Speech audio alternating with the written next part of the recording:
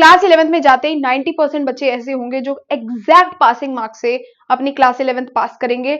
वो जो 10% बच्चे मैंने छोड़े हैं वो भी ऐसे बच्चे होंगे जो एवरेज स्कोर लेकर के आएंगे 60 से 70% का, और कुछ 1% बच्चे होंगे जो 90% प्लस स्कोर करेंगे, वो भी तब जब वो बहुत ज्यादा स्मार्ट होंगे अपनी स्टडीज के लिए। अगर तुमने रियलाइज किया होगा सिलेबस 11th का सिलेबस इतना ज्यादा है मेरे बच्चे कि 10th के कंपैरेटिवली वो कुछ भी नहीं है, इतना ज्यादा है 10th का सिलेबस तो कुछ भी नहीं है। 11th का इतना ज्यादा है कि आपको एक बार भी पूरा पढ़ लिया तो बहुत बड़ी बात है, इसीलिए बहुत स्ट्रेटेजिक आपको पढ़ना पड़ेगा। तो मैं आपको आज ऐसा रोड मैप बताऊंगी क्लास 11th के लिए जो आपके लिए जानना बहुत ज्यादा जरूरी है, अदरवाइज आप उसी रेस में मैं क्यों परफेक्ट हूं, आई स्कोर्ड 91.4% या 92.4% इन क्लास 11 दैट टू मेरे पास थी फिजिक्स, केमिस्ट्री एंड मैथ्स। अब तुम समझ लो, अब मैं जो तुम्हें बातें बता रही हूं वो ध्यान से सुनना। सबसे पहला प्रॉब्लम तुम्हें 11th में आएगा कि हमारे पास सेल्फ स्टडी का टाइम नहीं है। तो सेल्फ स्टडी का टाइम जबरदस्ती निकालने के बजाय ऑप्शन क्या है कि जहां जहां आप एनी डे पढ़ने जा ही रहे हो उसको ध्यान से पढ़ो, ठीक है। तो जब आप सेल्फ कोचिंग जाते हो, ठीक है, आप स्कूल जाते हो, तो एक काम करो कि पहली बात तो जो स्कूल जाते हो उसका रिवीजन रोज घर पे आके करना है आपको। स्कूल में जो भी पढ़ाया जाता है बेटा, घर पे आओ तुरंत के तुरंत उसको रिवाइज करके साइड करो, ताकि तुम्हें बर्डन ना हो, बैकलॉग ना हो। दूसरी चीज, जो ट्यूशन में पढ़ाया जाता है यानी अपनी सेल्फ स्टडी को कुछ भी खोल के मत पढ़ो, अपनी सेल्फ स्टडी को अलाइन कर दो अपने कोचिंग और इंस्टीट्यूट्स के साथ या फिर अपने जो ऑनलाइन बैचेस है उनके साथ। इससे होगा क्या, जब तुम ऑनलाइन बैचेस और कोचिंग के साथ साथ अपनी सेल्फ स्टडी करोगे तो जो भी प्रॉब्लम्स तुम्हें है, जो भी कॉन्सेप्चुअल प्रॉब्लम्स है, जो भी डाउट्स हैं, वो एटलीस्ट तुम साथ के साथ क्लियर कर सकते हो। अदरवाइज अगर तुमने ये छोड़ दिया, ये वो टाइम नहीं है सेल्फ स्टडी का कि कोचिंग में कुछ पढ़ा रहे हैं, स्कूल में कुछ और हम कुछ पढ़ रहे हैं, ये रबिश चीज मत करना बिल्कुल। अपनी कोचिंग के साथ, अपने ऑनलाइन बैचेस के साथ अपनी स्टडी को अलाइन करो, ताकि कोई भी डाउट है तो साथ के साथ क्लियर हो जाए। क्योंकि 11th के चैप्टर्स इतने बड़े हैं, बाई चांस कोई डाउट रह गया तो आगे चल के बेटा पूरा चैप्टर पढ़ने में उतना ही समय लगता है जितना तुम्हें पहले लगा था तो वो डाउट क्लियर होंगे नहीं। और जहां डाउट रह गए तुम्हारे, ये याद रख लेना कि आगे कोई भी चैप्टर करो तुम्हारे डाउट निकलने नहीं वाले, क्योंकि ये सब चीजें बहुत रिलेटेड है क्लास 11th में। एक कॉन्सेप्ट क्लियर नहीं हुआ तो उससे अगला टॉपिक भी समझ नहीं आएगा, उसके बाद अगला भी नहीं समझ आएगा। तो पहला एम ये रखना है कि कोचिंग के साथ पढ़ना है, दूसरा कोई भी डाउट नहीं छोड़ने, उसी समय कैसे भी करके वीडियो ढूंढ के, एआई से बात करके वो डाउट्स मुझे उसी समय पे सॉल्व करने हैं। ये बस आपको काम करना है। अब इससे फायदा क्या है, जब आप सेम चीज कोचिंग में पढ़ोगे, ऑनलाइन बैचेस में पढ़ोगे और खुद पढ़ोगे तो सेल्फ स्टडी का टाइम आपका बहुत कम लगेगा। वैसे अगर आप रैंडम डे पे कभी 7-8 दिन बाद जो आपको पढ़ाया था वो पढ़ने बैठोगे तो आपको 3 घंटे 4 घंटे लग सकते हैं, लेकिन जब सेम डे पे पढ़ोगे तो आप 1 घंटे में 30 मिनट में ही पूरा का पूरा रिवाइज कर सकते हो, या 2 घंटे में ही पूरा कॉन्सेप्ट बहुत बेहतर तरीके से रिवाइज कर सकते हो। तो ये चीज बेटा आपको जरूर से याद रखनी है। स्कूल में आपको बिल्कुल भी ऐसा बिहेव नहीं करना कि आपका स्कूल तो बेकार है, स्कूल में कुछ नहीं है, ये सब नहीं चलेगा। आपको जो भी टीचर स्कूल में पढ़ाते हैं प्लीज अटेंटिव रहो, चाहे 10% ही समझ आए, पर 10% का भी तो वेट है बेटा। 10% समझ आना भी तो समझ आना हुआ, तुम्हारा टाइम बचेगा उस 10% कॉन्सेप्ट को समझ लेने से भी। तो ये चीज आपको याद रखनी है। तो सेल्फ स्टडी कैसे करना है, खुद से कुछ ना पढ़ के जो आपको कोचिंग बैचेस में पढ़ाया जाता है उसी के साथ अपनी सेल्फ स्टडी अलाइन करो, ताकि कोई डाउट है, कोई प्रॉब्लम है तो साथ के साथ उसे क्लियर कर सको। नेक्स्ट क्या है, आपके पास टारगेट सेट करना होता है स्टार्ट से। ये 10th क्लास नहीं है कि आखिरी के 3 महीने में पढ़ लिया 11th में अप्रैल, मई, जून, जुलाई, हर एक महीने का अभी से नोटबुक में टारगेट लिख दो। और भैया उसके लिए तुम्हें कुछ भी करना पड़े, ये पत्थर की लकीर समझ के टारगेट कंप्लीट करने हैं। जैसे कि अप्रैल में आपने लिख दिया 3 चैप्टर की, एक फिजिक्स का, एक केमिस्ट्री का, एक मैथ्स का, या फिर आपके पास दूसरे सब्जेक्ट्स हैं, ह्यूमैनिटीज है या कॉमर्स है, जो भी है, इस तरीके से आपको पहले ही अपना टाइम टेबल बना देना है और इन्हें पूरा करना है। अब कई बार आपको लगेगा कि ये इतने चैप्टर्स भी करना हमारे लिए बहुत टफ है, हमें तो समझ ही नहीं आ रहा, टाइम ही नहीं मिल रहा। तो ये प्रॉब्लम अगर कभी भी बाई चांस आती है, वैसे तो जिस हिसाब से मैंने बताया वैसे सेल्फ स्टडी करोगे नहीं आएगी, पर फिर भी अगर आती है तो एक चीज याद रखना, स्कूल जिस दिन इंपॉर्टेंट नहीं है छोड़ दो, मत जाना है स्कूल, कोई टेंशन नहीं है। जिस दिन तुम्हें लगता है कोचिंग में कुछ नहीं होना है, कोचिंग में टाइम पास होना है, अगर कोई भी ऐसी चीज तुम्हें लगती है उस दिन कोचिंग मत जाना। जहां पर भी हॉलीडेज हैं 11th-12th में, याद रखना छुट्टियां बेटा तुम्हारे लिए सबसे बड़ा वेपन है। और ऐसा ही एक बड़ा वेपन तुम्हारा तब आएगा जब तुम्हारी समर वेकेशंस होंगी, तो उसमें तुम्हें लग के पढ़ाई करनी है। और 11 मतलब ये हॉलीडेज में सैटरडेज हैं, संडेज हैं, तो बड़े स्पेसिफिकली यूटिलाइज करो कि भैया 6 घंटे तो मिनिमम पढ़ूंगा ही पढ़ूंगा। उसके बाद तुम्हें जहां घूमने जाना है जाओ, तो पढ़ाई पहली प्रायोरिटी, घूमना फिरना सेकंड प्रायोरिटी करके अपना सिलेबस खत्म कर लेना। वरना मैं तुम्हें बेटा एक चीज बिल्कुल बिना शुगर कोट करे बता देती हूँ, मैं कभी भी तुम्हें कोई फेक होप्स नहीं देती, तुम्हारा सिलेबस बेटा नहीं खत्म होने वाला। एक बार भी खत्म कर लो ना, बहुत बड़ी बात है। मुझे खुद पता है, फिजिक्स की बुक में जब पहले ही तुम ये MLT-1 ये सब डायमेंशनल फॉर्मूला के आगे आगे पहुंचोगे, वेक्टर्स वगैरह, तुम्हारा दिमाग चक्कर आने लगेगा तुम्हें।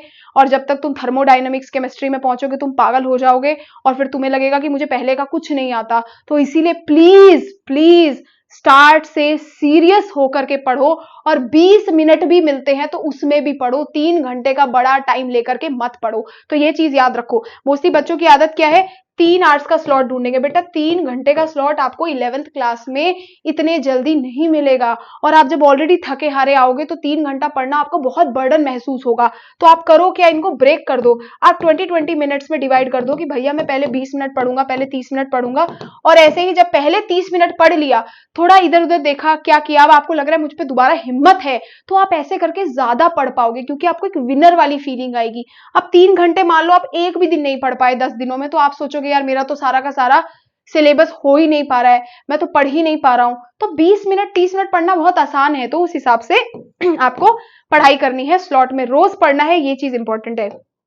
नेक्स्ट चीज क्या होती है, टाइम टेबल नहीं बनाने आता। टाइम टेबल, पहली बात तो 11th क्लास में कोई टाइम टेबल बनाया नहीं जाता। 11th क्लास में डेली टेबल बनती है कि हमें डेली क्या करना है, डेली टास्क, क्योंकि हम लॉन्ग नंबर पे, लंबे समय पे हम नहीं देख सकते कि हम कितना कर पाएंगे। हमें बस एक एस्टिमेशन रखना है कि एक महीने में मुझे 2 चैप्टर केमिस्ट्री के करने, 2 फिजिक्स के करने, 2 मैथ्स के करने हैं, ठीक है। अब उसके लिए हम डेली टारगेट ये बना सकते हैं कि मुझे जो चीज में डाउट है, मान लो तुम्हें कोई कॉन्सेप्ट है, उसमें डाउट है तो लिख दिया कि मुझे ये डाउट है, तो मुझे इसके मिनिमम 50 क्वेश्चंस करने हैं। तो ऐसे डेली टास्क बना लो अपने। इन डेली टास्क से ना तुम्हें क्या होगा बेटा, बहुत ज्यादा फायदा होगा और तुम्हें प्रॉब्लम नहीं होगी। तो रोज के डेली टास्क लिखो, और रोज लिखने के बाद जब तुम रात में ही लिख के सोओगे तो अगले दिन तुम्हारा ऑटोमेटिकली प्रोडक्टिव हो जाएगा। तुम्हें पता चल जाएगा कि मुझे क्या क्या क्या क्या टास्क जो है वो करने हैं, ठीक है। अच्छा, ये मंथली प्लानर, ये मंथली ट्रैकर मैंने बताया, ये कॉन्सेप्ट मैंने आपको स्टार्टिंग में बता दिया कि 3 आवर को हम अप्रोच नहीं करेंगे। हमारा विजन है 20-20 मिनट, 30-30 मिनट में छोटे छोटे स्लॉट्स में पढ़ने का, वो ज्यादा बेनिफिशियल है, ठीक है। तो आप ऐसा एक टेबल बना करके अपने वॉल पे लगा लो, ये बहुत ज्यादा इंपॉर्टेंट है। मैंने पूरे 11th क्लास में 12th क्लास में ये किया, और आपको हर दिन क्या करना है, इस तरीके से क्रॉस करना है जिस भी दिन आप पढ़ रहे हो। जिस दिन आप नहीं पढ़ रहे आप ऐसा सर्कल बना दोगे, और हमेशा आपके पास मंथ के एंड में एक प्लान होगा कि आपने कितना टाइम वेस्ट किया। और जब आप ये क्रॉस कर रहे हो तो लिखते भी चलो कि मैंने 20 मिनट पढ़ाई करी, मैंने 40 मिनट पढ़ाई करी, मैंने 10 मिनट पढ़ाई करी। तो एटलीस्ट आपको पता चलता रहेगा कि आप कितना पढ़ पा रहे हैं। तो ये ट्रैक बनाना बहुत ज्यादा बेटा इंपॉर्टेंट है।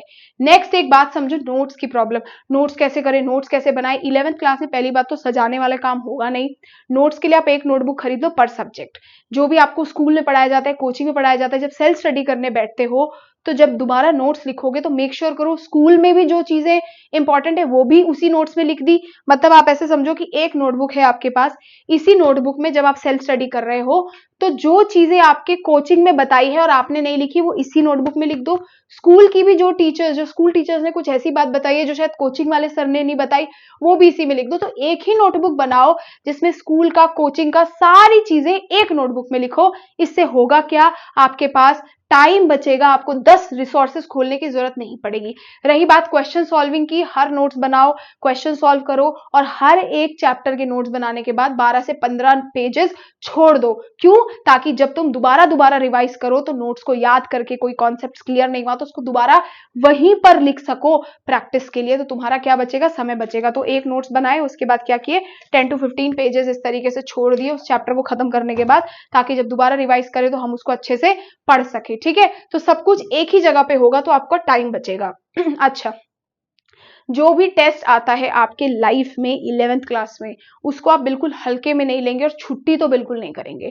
टेस्ट से होगा क्या, आपको ना कांस्टेंट आइडिया लगता रहेगा कि मेरी प्रिपरेशन किस लेवल पे है। मैं आपको जेन्युइन बता रही हूँ, मेरे खुद के क्लासमेट्स ने 11th में क्या किया, जिस दिन टेस्ट होते थे छुट्टी कर देते थे इस डर से कि नंबर कम आएंगे तो पेरेंट्स से डांट पड़ेगी। और बेटा एग्जाम्स में लेजिट फेल हुए थे। फिजिक्स में फर्स्ट जब 11th क्लास में 3 बच्चे पास थे, मेरे 63 मार्क्स थे, वो क्लास में हाईएस्ट थे। अब तुम सोच लो, इतने बुरे हाल थे। बाकी सब फेल थे क्लास में, सब के सब, 3 बच्चों को छोड़ के।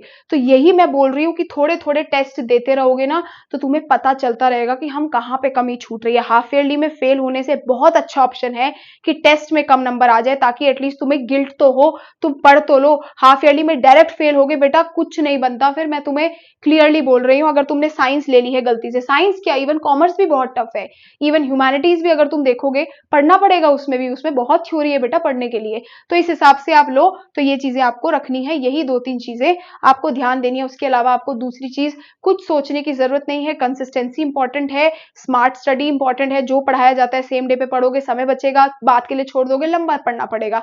ये 2-3 चीजें याद रखनी है। बहुत से बच्चे जो 11th में हैं, प्लीज जाकर के टेलीग्राम चैनल जो है उसे सब्सक्राइब कर लो, मैं नीचे उसका लिंक दे रही हूँ, उसमें ऐड हो जाओ, ताकि जो भी नोट्स हैं कुछ हैं वो आपको वहां पर मिल जाए। आई होप आपको वीडियो अच्छा लगा होगा। आप ऐसे ही चैनल सब्सक्राइब कर लेना, बहुत सारे वीडियोस मैं आपको डालती रहूंगी। Till then thank you so much, bye bye.